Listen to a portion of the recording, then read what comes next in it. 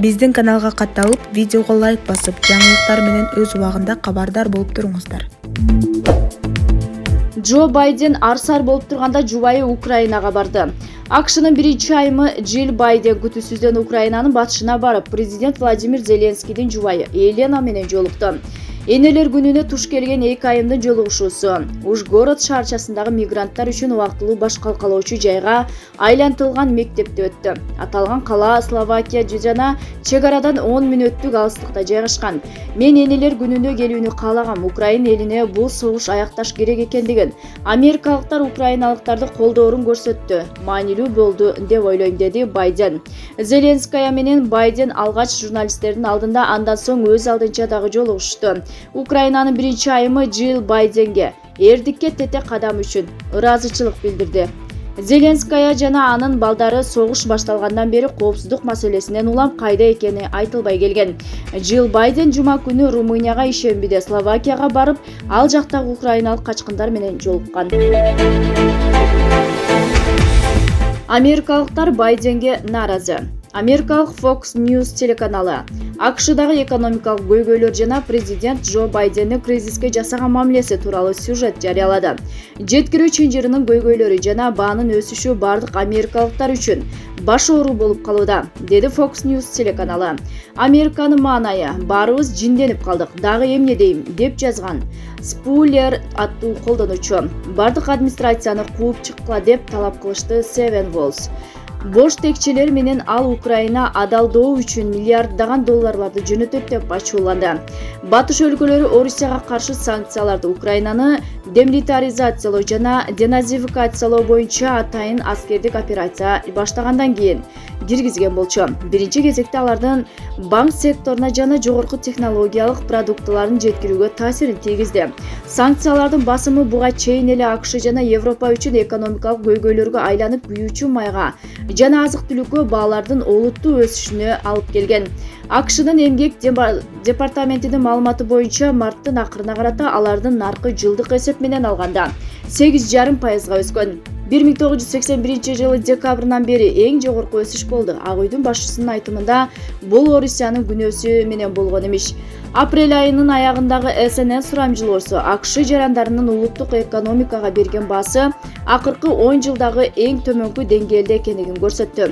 Изилдөөнүн жыйынтыгына ылайык сурамжылоого качкан америкалыктардын басымдуу бөлүгү Байдендин саясаты улуттук экономикага зыян келтирип жатат деп эсептешкен. Ал эми 10-чу респонденттин 8-си инфляциянын өсүшү менен күрөшүү үчүн анын администрациясы көрүп жаткан чараларды жетишсиз деп эсептейт. Варшавада нааразычылык иретинде орус элчисине кызыл боек чачышты. Варшавада 9-майда Орусиянын элчисине кол салуу болду. Сергей Андреев кызыл армиянын жоокерлерине арналган эстеликке гүл коюп жаткан маалда Украин желегин көтөргөн бир нече киши фашисттер деп кыйкырып, ага жана жанындагыларга кызыл боек чачышты. Ошол учур тартылган видеону бир нече булак таратты. Андреев ал окуядан кийин олуттуу жабыркабаганын, элчилик нааразычылыгын билдирерин айтты. Орус тышкы иштер министрлигинин өкүлү Мария Захарова неонацизмдин күйөрмандары дагы бир жолу анык жүзүн көргөзүштү. Батыш фашизмди тирүүлүктү багыттын алды деп комментарийледи. Польша Орусиянын Украинага кол салуусуна катаң позицияны ээлеп калышат. Согуш башталгандан бери ал өлкөгө 3 миллиондон көп украин качкын башпаан алып келишкен. Булак азаттык бериши. Чоң жети Орусияга каршы санкцияларды күчөтмөй болду. Чоң жети уюмунун мүчөлөрү Орусияга каршы санкцияларын күчөтмөй болду. Ал эми Кошмо Штаттар жаңы санкциялар жарыяланарын билдирип өтүштү. Мындай чечим 8-майда аталган өлкөлөрдүн лидерлеринин видео байланыш аркылуу уюштурулган жыйынында кабыл алынды. Жыйынга Украинанын президенти Владимир Зеленский дагы катышты. Анда Орусияны экономикалык изоляцияда калтыруу чараларын күчөтүү, Владимир Путинди колдогон орусиялык элитага каршы өнөктүктү жаңы деңгээлге чыгаруу, Орусиянын негизги каржылык жана башка тейлөө кызматтарынан ажыратып, бул өлкөнү мунайынан бара-бара баш тартуу пландары талкууланды. Чоң жетиге Улуу Британия, Германия, Италия, Канада, Франция, Жапония жана АКШ мүчө. Орусия 24 февралда Украинага кол салган. Муну өзү атайын операция деп атоодо. Дүйнө коомчулугу Орусияны агрессор катары айыптап жатышат. Кыргызстан Украина Орусия маселесиндеги бейтарап экендигин 24 мартта министрлер кабинетинин төрагасы Акылбек Жапаров билдирген. Булак Назаров. АКШ Тажикстанга коопсуздук үчүн 8 автоунаа берди. Эми $60 миллион бөлмөкчү. АКШнын Душанбедеги элчилиги аталган өлкөгө чек араны бекемдөө үчүн жүк ташуучу Ивессо автокөлүгүн дөңгөлөк жана кошумча тетиктерди берди деп кабарлады аталган дипломатиялык өкүлчүлүк өз сайтында. Автоунаалар жана тапшырылган башка шаймандар $2,3 миллион экендиги. Алар өлкөнүн татаал жерлеринде Тажикстандын коргоо министрлигинин ыкчамдыгын жакшыртууга көмөкчү болоорун айткан. 2021 жылдын октябрында АКШ элчилиги 20 джип автоунаасын жана $1,4 миллион берген. Транспорт жана анын тетиктери менен берилген жаңы кайрымдуулук коргоо министрлигинин иш мүмкүнчүлүгүн бул жабдуулар менен бир нече жыл бою камсыздоого көмөкчү болот деп айтылган маалыматта. Техниканы тапшыруу салтанатында АКШ миссиясынын жетекчисинин орун басары Бриджит Уакер автоунаалар улут аралык банки сатуу, аткезчилик жана экстремисттик коопсуздукту токтотуп турууга жардам болоорун айткан. Ал АКШ Тажикстанга коопсуздук жаатында $60 миллиондон ашык акчаны 2 жылдын ичинде берерин кошумчалады.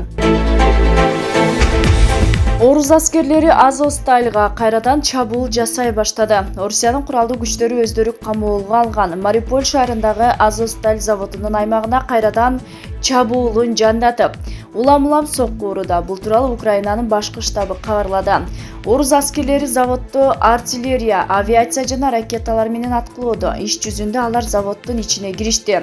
Мунун алдында Орусиянын коргоо министрлиги Азовсталь заводундагы жайкын тургундар үчүн 5-6-7 май күндөрү жашыл коридор ачылаарын билдирген. Бирок расмий Киев заводдун аймагы аткылоо аз убакытка гана токтоп, кайрадан уланганын билдирүүдө. Ал жакта жүргөн Украин жоокерлери дагы ушул маалыматтарды кабарлап, аларды дагы куткарууну чыгууну Киевден өтүнүүдө. Аскерлер Бириккен Улуттар уюмуна, Туркиянын жана башка өлкөлөрдүн президенттерине дагы жардам сурап кайрылышты. Орусиянын чабуулду убактылуу токтото туруу жарыясына карабай, аткылоосун улантып жатышкандыгы Улуу Британиянын чалгын кызматы дагы кабарлады. Мунун себебин алар орус Владимир Путинден 9 майда Мариуполь толук алынгандыгын жар салуучу символикалуу жеңиш керек болуп жаткандыгы менен түшүндүрүлдү.